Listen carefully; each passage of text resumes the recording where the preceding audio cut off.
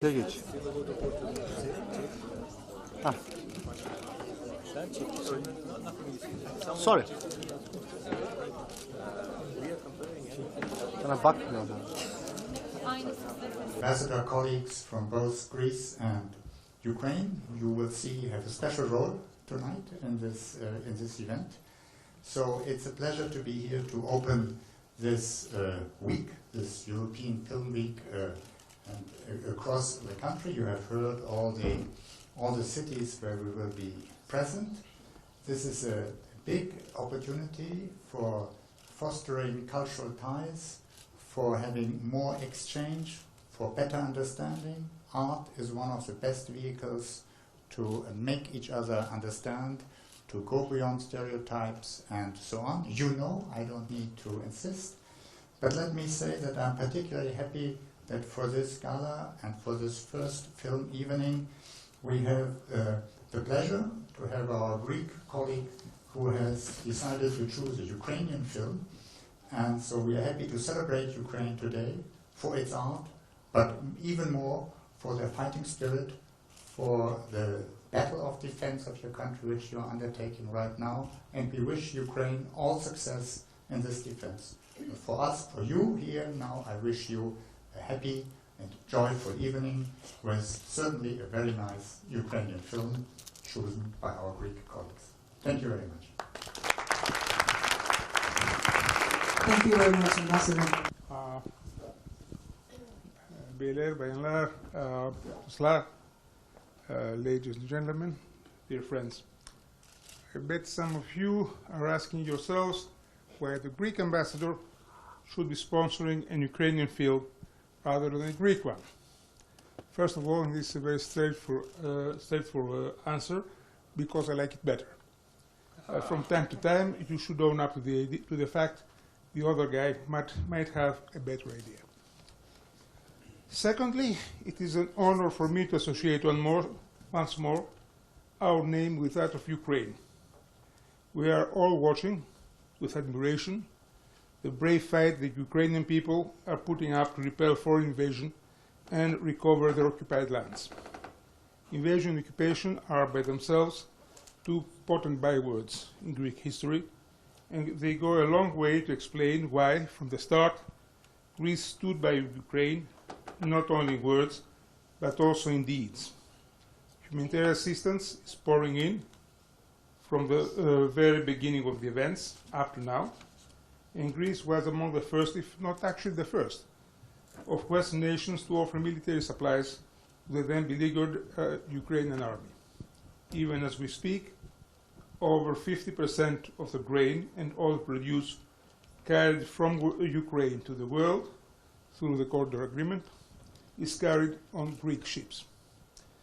But the relations between our two nations go far back in the remote past, far beyond February 24, 2022. The people of what is today Ukraine were introduced to Greek culture as far back as the 10th century. Much of the wealth needed to free Greece in the 19th century was gained here, and even the birthplace of Greek independence is situated on Ukrainian soil in Odessa.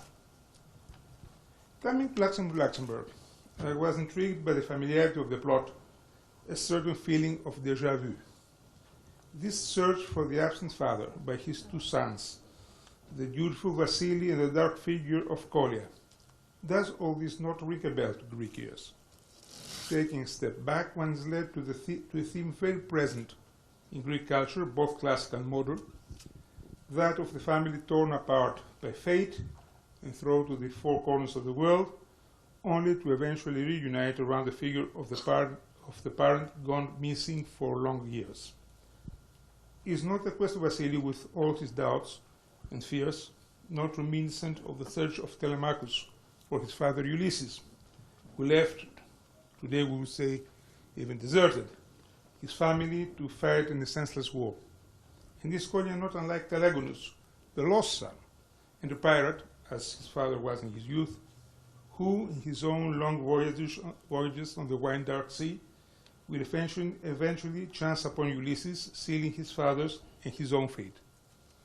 this theme of quest and fate that Homer turned into one of the main threads of his narrative in his Odyssey has re-emerged time and again in all cultures and at all times, and is so universal that touches every human heart.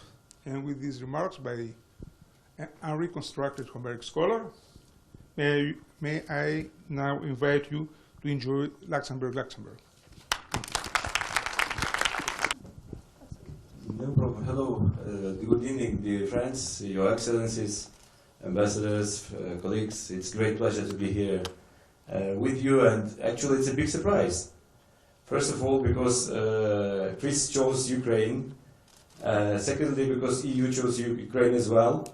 And third, that Vasyl is also my name, the hero of this film. So it has some coexistence. But it's really a sign of solidarity, which actually EU, as a leading force in Europe, is presenting from the very beginning of war. Maybe I'm switching more to emotions, but I remember the first days of war when Nikolaus invited me to the meeting of ambassadors, and I have a pleasure and honor to tell all the story of truth, what's happening in Ukraine, what is our resistance about, and what we are fighting for. Thank you very much. Chris also told about a lot of story about support of Greece to Ukraine, but he forgot to say that he was one of the first who personally donated financial resources for supporting of orphans here in Ankara when we brought kids from Odessa, which was at that time under bombardment.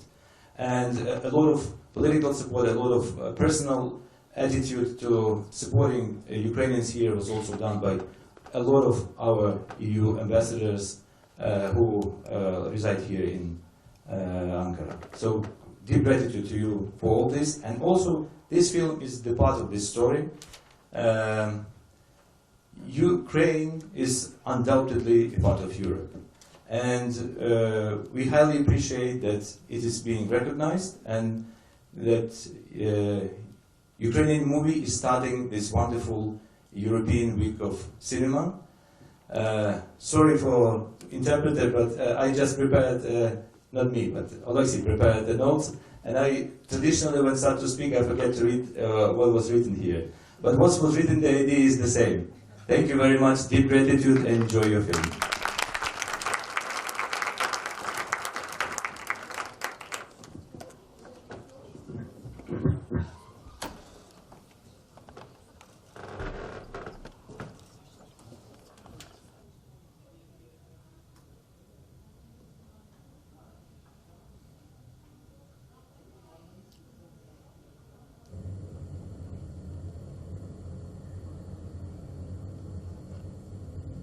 Чомусь всіх хлопців з самого дитинства тягне на проблеми.